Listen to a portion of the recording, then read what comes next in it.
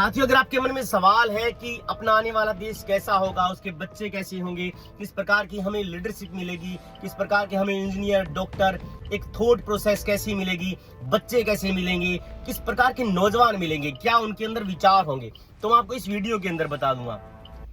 सबसे पहले साथियों, आप एक 14 सेकंड का वीडियो देखें, उसके बाद मैं आपको सारी बातें बताऊंगा। साथियों, ये एक 14 सेकंड का वीडियो इंटरनेट पर वायरल हो रहा है। इसमें ये स्पष्ट दिख रहा है कि अपने देश का आने वाला खजाना क्या है, किस प्रकार के नौजवान थॉट प्रोसेस क्या है उनकी। साथियों, मैं आपको हमेशा बताता हूँ, इस बात को लेकर के बता रहा हूँ कि मैं आने वाला देश का फ्यूचर जो है वो स्कूलों के अंदर है।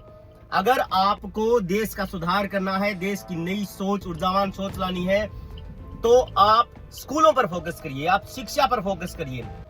क्योंकि भीमराव अंबेडकर साहब ने भी कहा था, तो बैरिस्टर थे, उन्होंने कहा था कि शिक्षा वो शेरनी का दूध है, जो जितना पिएगा वो उतना दहाड़ेगा। लेकिन इस वीडियो के अंदर मैं ये 14 सेकंड का वीडियो जो देख रहा हूँ, इसमें अगल बगल में कुछ एक छात्राएं हैं, वो जय श्री राम का नारा लगा रही हैं, और उनके बीच में एक मुसलमान लड़की है। प्रथम दृष्टया ये प्रतीत होता है उसके हाव भाव, उसकी ड्रेस से, उसने हिजाब पहना है, हिजाब उसके धर्म की आइडेंटिटी है, उसको पसंद है, या फिर उसकी जो है वो मनपसंद उसकी ड्रेस हो सकती है।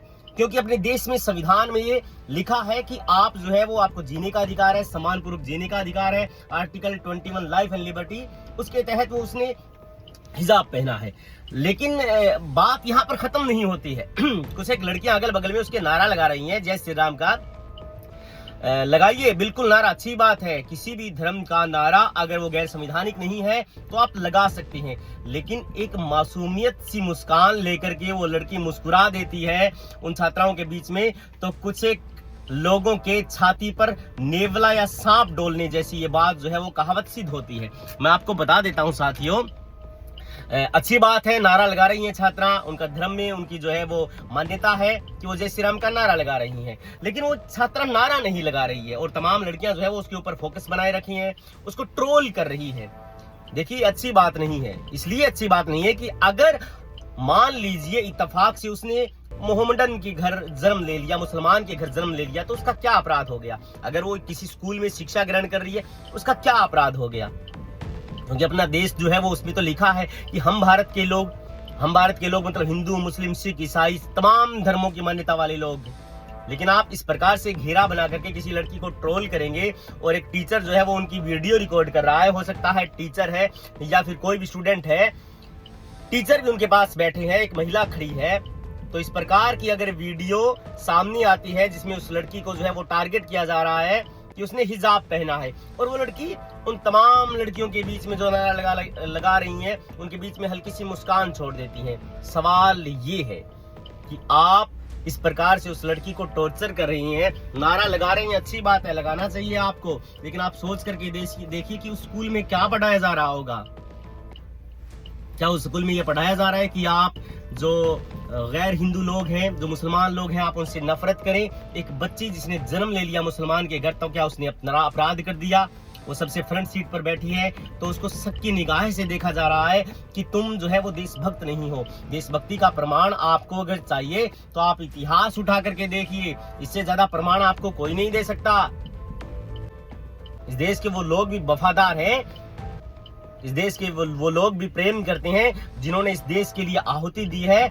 और आप उनसे अगर सवाल कर रही हैं कि हम जो नारा लगा रही हैं, हम आपको ट्रोल कर रही हैं, और आप मुस्कुरा रही हो, तो देखिए आने वाला टाइम जो है वो बिल्कुल चिंता का विषय है। तो साथियों, अगर आपके वैन में भी, अगर आपके टीचर भी इस प्रकार से भेदभाव करते हैं आपके साथ स्कूलों के अंदर, तो आप आला कमान से शिकायत करिए, आप उच्च अधिकारियों से शिकायत करिए, आप उनको रोकिए। अगर आप ये सम्मान करते हैं कि आपके टीचर हैं और ये हमें सही कह रहे हैं, तो सही और गलत का निर्णय हो सकता है कि आप ना कर पाए, तो अपने घर वालों को पूछें, उनसे बात करें कि सर हमारे साथ जो है वो इस प्रकार की दोगलापंथी कर रहे हैं, हमारे साथ दुर्व्यवहार कर रहे हैं, कि मैं मुसलमान हूँ, ये हिंदू है, या फिर ट्रीट किया जाता है सनातन धर्म, ये वो तमाम चीजें अगर आपको बताई जाती हैं जो आउट ऑफ सिलेबस है, आपकी किताबों में नहीं लिखा, तो आप शिकायत करिए उन अध्यापकों की भी।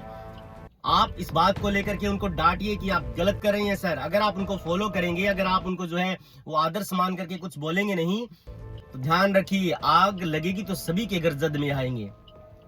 मैं ये नहीं कह रहा कि टीचर गलत ही पढ़ाते हैं, आप वकील भी गलत हो सकते हैं, डॉक्टर लोग भी गलत हो सकते हैं, अध्यापक भी गलत हो सकते हैं, लेकिन आपको अगर गलत और सही का मायना नहीं पता है तो आप अपने घर पे जाकर के पूछिए अपने घर वालों को कि सर हमारे साथ ये बर्ताव कर रहे हैं। अगर बच्चियां गलत कर रही हैं तो आप घर पे जाकर के बताएं, लेकिन बताने के बाद वो अगर शिकायत भी करते हैं तो अपने देश में सिस्टम ऐसा है कि जो लोग सीट और गद्दी पर बैठे हुए हैं वो लोग ये चाहते हैं कि इस प्रकार की घटनाएं हो ताकि उनका वोट बैंक बंटवारा जा सके और आपका भविष्य बर्बाद किया जा सके।